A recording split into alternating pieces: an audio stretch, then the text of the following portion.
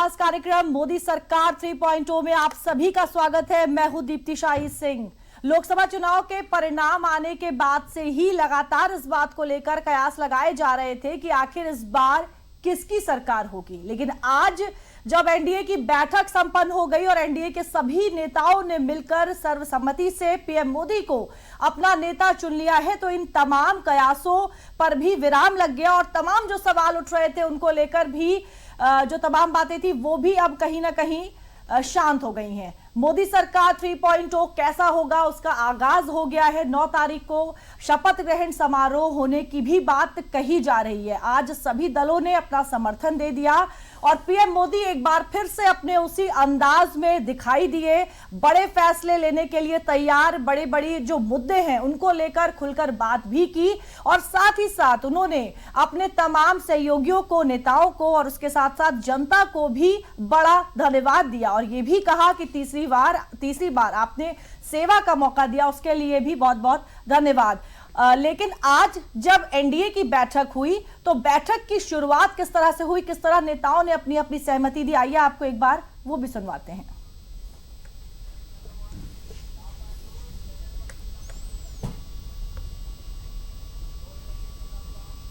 आज हम भारतीय जनता पार्टी के संसदीय दल के नेता व एनडीए संसदीय दल के नेता व लोकसभा में नेता के चयन के लिए यहां पर हम सब एकत्रित हैं। मैं समझता हूं कि मोदी जी का नाम इन सारे पदों के लिए सबसे योग्य, उपयुक्त और सर्वोत्तम। भारतीय जनता पार्टी संसदीय दल के नेता और एनडीए संसदीय दल के नेता के रूप में श्रीमान नरेंद्र मोदी जी के नाम का प्रस्ताव रखा है, इसका मैं मन से समर्थन करता हूं। रक्षा मंत्री आदरणीय राजनाथ सिंह जी ने भारतीय जनता पार्टी संसदीय दल के नेता, एनडीए के नेता और लोकसभा के नेता के रूप में आदरणीय नरेंद्र मोदी जी इनका नाम प्रस्तावित किया है। मैं उसका अनुमोदन करता हूं। All leaders we worked very well. That is the results we got it. I am very happy to share some of my ideas with you. This is the proudest moment in my life. Bharatiya Janata party संसदीय दल के नेता आदरणीय श्री नरेंद्र मोदी जी को भारत के प्रधानमंत्री पद के लिए समर्थन देती है। माननीय रक्षा मंत्री श्री राजनाथ सिंह जी ने हम सब के समक्ष एक प्रस्ताव रखा है। मैं अपनी पार्टी, अपना दल की ओर से एनडीए संसदीय दल के नेता के पद पर माननीय प्रधानमंत्री श्री नरेंद्र मोदी जी के नाम का पूरे दिल से समर्थन करती हूं।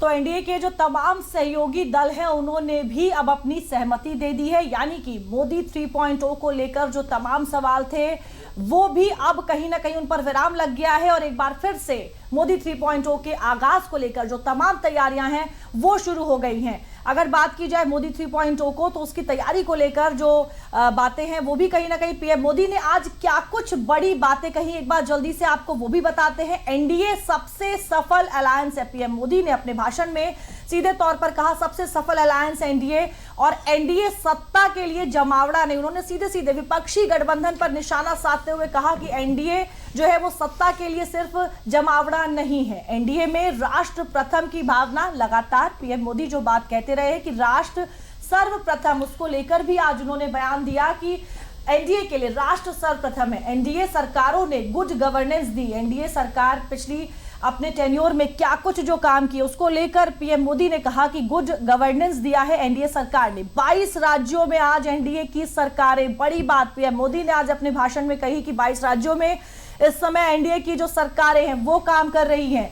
देश चलाने के लिए सर्वमत बेहद जरूरी, इसका भी जिक्र किया आज पीएम मोदी ने। एक बार फिर से अपने अंदाज में, अपने उसी अंदाज में वो नजर आए जब वो अपने सहयोगियों को संबोधित कर रहे थे। एनडीए का मतलब सुशासन, कहीं भी लॉ एंड ऑर्डर को लेकर किसी भी तरह का कोई जो कॉम्प्रोमाइज है वो नहीं किया जाएगा, सीधे तौर पर कह दिया उन्होंने। एनडीए की विरासत को आगे बढ़ाना है, यानी मोदी 3.0 में भी बिल्कुल उसी तरह से जो बड़े फैसले हैं वो लिए जाएंगे, बिल्कुल उसी तरीके से जो काम है वो किए जाएंगे। गरीबों का विकास एनडीए का मकसद, गरीबों को लेकर, पिछड़ों को लेकर लगातार पीएम मोदी बात करते रहे और इस बार के अपने कार्यकाल में भी जो फोकस है उन पर रहेगा। विकसित भारत का सपना साकार करेंगे। पीएम मोदी ने सीधे तौर पर कहा विकसित भारत 2047 का जो संकल्प लेकर वो चल रहे हैं उस पर बिल्कुल उसी तरह लगातार काम करते रहेंगे और सबसे सफल अलायंस भी बताया एनडीए को। आज इसी पर हम बात करेंगे कि किस तरह से जो नरेंद्र मोदी का तीसरा कार्यकाल होने वाला है, क्या कुछ जो बड़े फैसले हो सकते हैं, क्या कुछ चुनौतियां होंगी, और इस पर बात करने के लिए हमारे साथ स्टूडियो में मौजूद है वरिष्ठ पत्रकार राजीव रंजन सिंह। नमस्कार सर, स्वागत है आपका हमारे इस खास कार्यक्रम में। राजीव जी, देखिए आज जो है अब बिल्कुल जो तस्वीर है वो साफ हो चुकी है कि एक बार फिर से मोदी 3.0 की जो शुरुआत है वो हो रही है, क्या कहेंगे आप?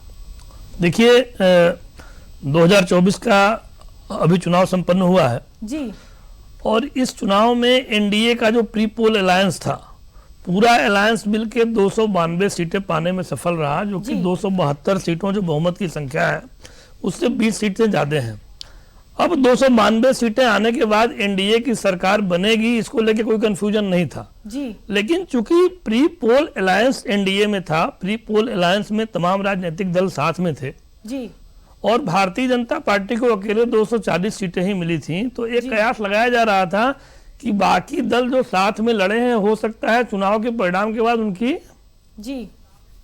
उनकी जो नीतियां हैं, उनकी जो बातें हैं वो बदल जाएं, लेकिन ऐसा नहीं हुआ। और बड़ी खबर आपको बता दें, आपको रोकना चाहूंगी राजीव जी, नरेंद्र मोदी पेश करेंगे सरकार बनाने का दावा। राष्ट्रपति से मुलाकात करने पहुंचे नरेंद्र मोदी, बड़ी खबर इस समय की आपको बता दें, राष्ट्रपति से मुलाकात करने पहुंचे नरेंद्र मोदी, पेश करेंगे सरकार बनाने का दावा। और एक बड़ी सियासी हलचल सुबह से ही हम देख रहे हैं, जब से एनडीए की बैठक की शुरुआत हुई है। राष्ट्रपति से मुलाकात करने नरेंद्र मोदी जो है वहां पर पहुंच चुके हैं और जाहिर तौर पर क्योंकि सूत्रों के हवाले की माने तो 9 तारीख को शपथ ग्रहण समारोह होना है, तो जाहिर सी बात है कि इन तमाम बातों को लेकर जो विचार विमर्श है वो होगा। तो एक बार फिर से राष्ट्रपति से मुलाकात करने पहुंचे नरेंद्र मोदी, उन्होंने अपना इस्तीफा भी कल सौंप दिया था और एक बार फिर से अब वो राष्ट्रपति से मिलने पहुंच गए। राजीव जी, देखिए ये एक प्रक्रिया है कि जब पिछली लोकसभा का कार्यकाल खत्म हो गया, सरकार ने इस्तीफा दे दिया, मोदी जी कल गए इस्तीफा दे के आए जी। आज एनडीए की बैठक हुई और सारे सहयोगी दलों ने जो कि प्री पोल अलायंस में मोदी जी के साथ थे, उन सारे दलों ने मोदी जी को पुनः एक औपचारिक समर्थन दिया है जी। औपचारिक समर्थन के बाद यह औपचारिकता होती है कि हम सरकार बनाने का दावा पेश करेंगे। उसी दावा पेश करने के बाद से राष्ट्रपति उनको शपथ के लिए बुलाते हैं जी। तो वही एक औपचारिक दावा पेश किया है और हमको लगता है कि आज दावा पेश कर दिया है तो कल नहीं तो परसों संडे तक होते होते शपथ ग्रहण मोदी जी का हो जाएगा, ऐसा मुझे लगता है। बिल्कुल। और देखिए जब से लोकसभा चुनाव के परिणाम आए थे, क्योंकि पिछली बार से जो बहुमत है वो कम है, इसको लेकर लगातार जो विपक्षी गठबंधन है वो ये कह रहा था कि वो सरकार बनाएगा। जो कई नेता विपक्षी गठबंधन के जो हैं वो इस बात को लेकर बार बार बयान दे रहे थे। इसलिए आज पीएम मोदी जब अपना बयान दे रहे थे, अपना भाषण दे रहे थे, उन्होंने विपक्षी गठबंधन पर भी हमला बोला। क्या कुछ कहा, आपको जल्दी से सुनवाते हैं। 10 साल बाद भी कांग्रेस 100 के आंकड़े को नहीं छू पाई।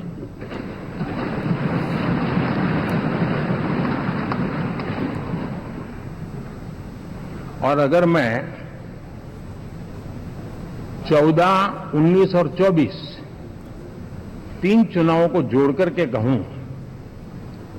कांग्रेस के 3 चुनाव जोड़ूं, तो इन 3 चुनावों में जितनी सीटें मिली है उससे ज्यादा हमें इस चुनाव में मिली है। तो देखिए किस तरह से विपक्षी गठबंधन पर हमलावर हुए पीएम मोदी। और हमारे साथ दिल्ली से संवाददाता अश्विनी मिश्रा जुड़ रहे हैं इस खबर पे और अपडेट के लिए। अश्विनी, देखिए आज जो है तस्वीर बिल्कुल साफ हो गई है और एक बड़ी सियासी हलचल भी देखी जा रही है दिल्ली में, और पीएम मोदी जो है वो इस समय राष्ट्रपति से मिलने के लिए निकल चुके हैं। क्या कहेंगे अश्विनी? जी, निश्चित तौर से अगर देखें तो जिस तरीके से आज संविधान सदन जो कि पुराना पार्लियामेंट है वहां पर जिस तरीके से उद्बोधन रहा, जिस तरीके से एनडीए की संसदीय दल की बैठक हुई और जिस तरीके से प्रधानमंत्री नरेंद्र मोदी ने बेहद आत्मविश्वास भरे लहजे में पूरे एनडीए को ही नहीं पूरे देश को भी संबोधित किया, विपक्ष को भी संबोधित किया, तो उन्होंने साफ तरीके से खाका तैयार कर दिया कि किसी भी तरीके से कोई दबाव की राजनीति, चाहे वो घटक दल हो, चाहे वो विपक्षी राजनीतिक पार्टियां हो, वो अपने मन में लेकर न चले। स्पष्ट तरीके से एनडीए संसदीय दल की बैठक के बाद जब वो सर्वसम्मति से नेता चुने गए हैं, जिस तरीके से घटक दलों ने अलग अलग तरीके से अपना विश्वास व्यक्त किया है, जिस तरीके से घटक दलों के जो प्रमुख नेता हैं उनसे अपने मंतव्य को प्रधानमंत्री नरेंद्र मोदी ने कहा कि अनुभव के आधार पर और अन्य चीजों के आधार पर हम सब चीजें सुलझा लेंगे, कयास न लगाया जाए। और उन्होंने कहा कि ब्रेकिंग न्यूज के सहारे देश नहीं चलेगा, ये भी सांसद और विपक्षी दल सब लोग जान लें। एक आत्मविश्वास भरे लहजे में जिस तरीके से उन्होंने संबोधित किया, उन्होंने साफ कर दिया। जी, तकनीकी कारणों से अश्विनी जी से हमारा जो संपर्क है वो टूट गया है। हमारे साथ राजीव रंजन सिंह भी बने हुए हैं। राजीव जी, देखिए, आज पीएम मोदी जब अपना भाषण दे रहे थे, अपने नेताओं से, सहयोगी दलों से बात कर रहे थे, तो उन्होंने सीधे तौर पर विपक्षी गठबंधन पर भी निशाना साधा, ईवीएम को लेकर भी बहुत कुछ कहा, क्योंकि लगातार लोकसभा चुनाव की जब से शुरुआत हुई थी, विपक्ष जो है ईवीएम को लेकर बार बार बयान दे रहा था। क्या कहेंगे? देखिए, ईवीएम तो बेचारा है जी। 2014 से बाद एनडीए की सरकार देश में बनी, तमाम राज्यों में भारतीय जनता पार्टी की सरकार बनी, समर्थित सरकारें बनी, तमाम राज्यों में भारतीय जनता पार्टी हारी। जहां जहां भारतीय जनता पार्टी हारी, वहां वहां विपक्ष के लिए ईवीएम एकदम ठीक था जी। अब पंजाब में इनके लिए ईवीएम ठीक है, हरियाणा में ईवीएम खराब है, हिमाचल प्रदेश में ईवीएम ठीक है, दिल्ली में ईवीएम खराब। इनका मतलब यह है कि जहां हारो वहां ईवीएम को दोष दो। अब की जो चुनाव संपन्न हुआ, जिस तरह से एनडीए को बहुमत मिला है, हालांकि इससे बड़े बहुमत की उम्मीद थी जी, लेकिन जो भी बहुमत मिला है, इसकी आशंका पहले से विपक्ष को थी। तो विपक्ष संभावित हार के डर से एक तैयारी कर रहा था, ईवीएम पे हम आरोप लगाएंगे जी। अब जब चुनाव के परिणाम आए तो थोड़ा सा उनको यह भ्रम हो गया कि हमारे पक्ष में परिणाम है। हालांकि 272 का बहुमत है और 232-33 में वो खड़े हैं, तो वहां से वो 40 सीटों की उनको और जरूरत थी, जो कि प्री पोल अलायंस कोई उनका ऐसा था नहीं जी। अब 2 प्री पोल अलायंस थे, इंडिया और एनडीए। India 232, NDA 292। अब निर्दलीय बचते थे 18, वो पूरे 18 के 18 भी समर्थन देते तो सरकार इनकी नहीं बन सकती थी। बिल्कुल। तो एक माहौल खड़ा किया गया कि चूंकि नीतीश कुमार पहले कई बार एनडीए छोड़ के जा चुके हैं और चंद्रबाबू नायडू छोड़ चुके हैं, इसलिए इस तरह का प्रयास किया जाए कि ये लोग छोड़ के वहां से आ जाए और एनडीए की सरकार न बन पाए। हालांकि वो दोनों लोग छोड़ के जाते हैं, उसके बाद भी केवल 8 संख्या बचती है एनडीए की, तो एनडीए की सरकार तो बननी ही थी। ठीक है। लेकिन 3 दिन 4 दिन कियास विपक्ष ने मचाया जी, तो उसी को लगे मोदी जी ने एड्रेस किया। बिल्कुल। और आज अपने भाषण में ईवीएम को लेकर क्या कुछ ईवीएम पर उन्होंने विपक्षी गठबंधन को जवाब दिया, एक बार जल्दी से आपको वो भी सुनवाते हैं। ये लोग तय करके बैठे थे कि भारत के लोकतंत्र और लोकतंत्र की प्रक्रिया के प्रति विश्वास ही लोगों का उठ जाए, और लगातार ईवीएम को गाली देना। और मुझे तो लगता था कि शायद इस बार वो ईवीएम की अर्थी का जुलूस निकालेंगे, लेकिन 4 जून शाम आते आते उनको ताले लग गए, ईवीएम ने उनको चुप कर दिया। ये ताकत है भारत के लोकतंत्र की, ये ताकत है भारत की निष्पक्षता की, ये भारत की ताकत है भारत के चुनावी तंत्र की, चुनाव आयोग की। और मैं मानता हूं कि ये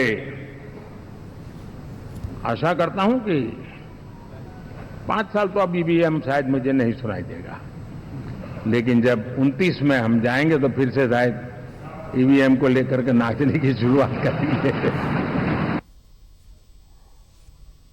तो देखिए, विपक्षी गठबंधन पर सीधे ईवीएम को लेकर निशाना साधते हुए और साथ ही साथ पीएम मोदी ने एक और बड़ी बात आज कही कि एनडीए था, है और रहेगा। क्या कुछ कहा, आपको भी सुनवाते हैं।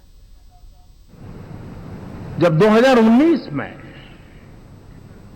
इस सदन में मैं बोल रहा था, आप सबने मुझे नेता के रूप में चुना था, और तब मैंने एक बात पर बल दिया था, विश्वास। आज जब आप मुझे फिर से एक बार ये दायित्व देते हैं, इसका मतलब है कि हम दोनों के बीच हम आपस में विश्वास का सेतु इतना मजबूत है।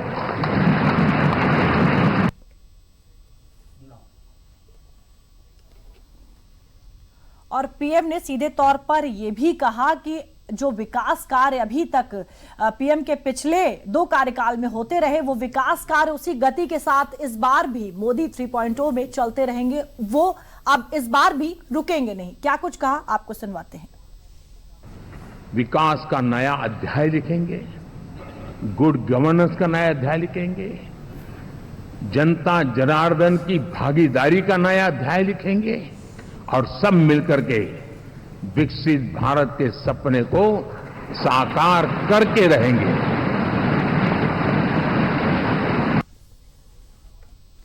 और पीएम मोदी ने यह भी कहा कि एनडीए की सरकार जो है वो हमेशा रहेगी। क्या कुछ कहा, वो भी आपको सुनवाते हैं। अब किसी भी बालक को पूछो कि भाई लोकसभा के चुनाव के बाद सरकार किसकी थी, तो कहेगा एनडीए। 24 के नतीजों के बाद सरकार किसकी बनी, एनडीए। फिर हारे कहां से भाई? पहले भी एनडीए थी, आज भी एनडीए और कल भी एनडीए है।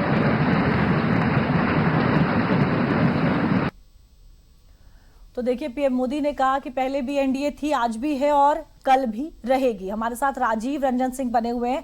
राजीव जी, देखिए लंबे समय के बाद देश में फिर से एक बार गठबंधन की जो सरकार है वो बनी है। क्या लगता है आपको कि क्या अब इस बार सरकार के सामने कह सकते हैं कि बड़े फैसले लेने में अब थोड़ी मुश्किलें जो है वो आएंगी, कुछ अलग सी चुनौतियां भी होंगी?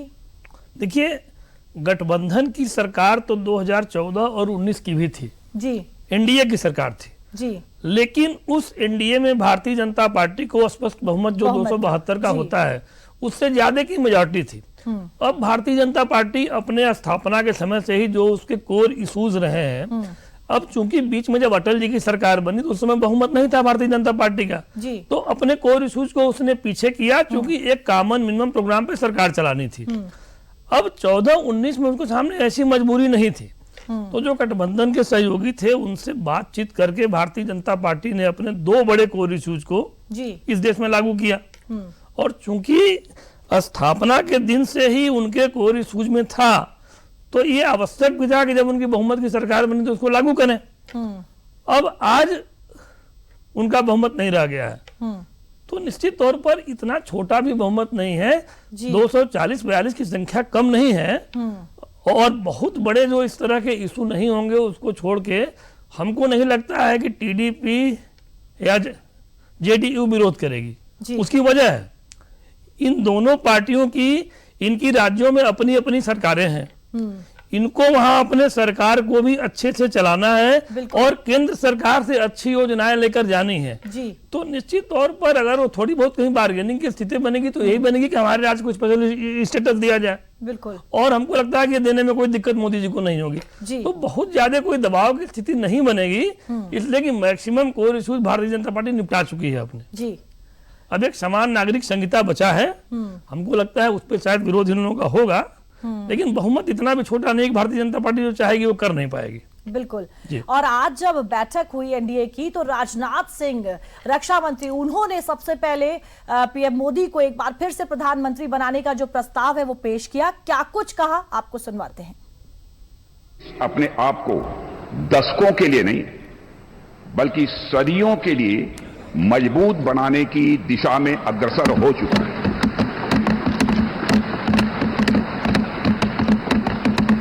और मैं मानता हूं कि इस काम को और अधिक गति देने के लिए मोदी जी से बेहतर और कोई दूसरा नाम नहीं हो सकता है। और साथियों, पिछले 10 वर्षों में आज देश इस दौर में पहुंच गया है जहां देश ही नहीं सारी दुनिया को यह भरोसा हो गया है कि भारत देश विकसित होने के साथ साथ समूचे विश्व को नेतृत्व और नई दिशा देने का सामर्थ्य रखता है। और नीतीश कुमार और चंद्रबाबू नायडू, इन दो नेताओं को लेकर लगातार जो कयास है वो भी लगाए जा रहे थे। आज उन दोनों ने भी मुखरता के साथ प्रधानमंत्री नरेंद्र मोदी को एक बार फिर से प्रधानमंत्री बनाने के प्रस्ताव पर अपनी सहमति दी। नीतीश कुमार एक बार फिर से अपने उसी अंदाज में नजर आए। क्या कुछ कहा उन दोनों ने, वो भी आपको सुनवाते हैं। भारतीय जनता पार्टी संसदीय दल के नेता आदरणीय श्री नरेंद्र मोदी जी को भारत के प्रधानमंत्री पद के लिए समर्थन देती है। आज ये बहुत ही खुशी की बात है। 10 साल से ये प्रधानमंत्री हैं और फिर प्रधानमंत्री होने जा रहे हैं और इन्होंने